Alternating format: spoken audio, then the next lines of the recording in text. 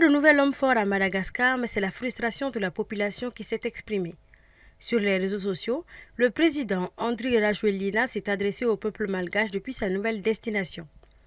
Lors de ce direct de 26 minutes non diffusé à la télévision publique malgache, le président Rajoelina a affirmé qu'il n'y a qu'une seule issue pour résoudre ce problème, qui est le respect de la constitution en vigueur dans le pays, au soir de nouvelles scènes de joie qui ont eu lieu dans la journée de lundi dans la capitale Antananarivo entre militaires et des milliers de manifestants appelant à son départ.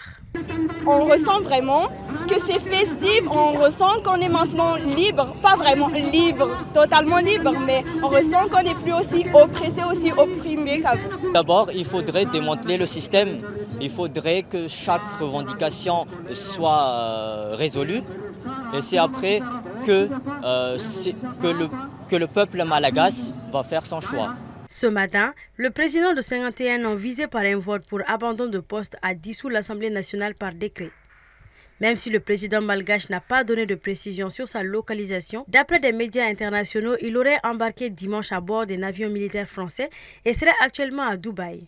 Sur la question, depuis l'Égypte, le président français Emmanuel Macron a écarté toute intervention de la France dans le pays. Si l'ordre international et constitutionnel était rompu, on sait ce qui s'est passé, Madagascar l'a déjà vécu.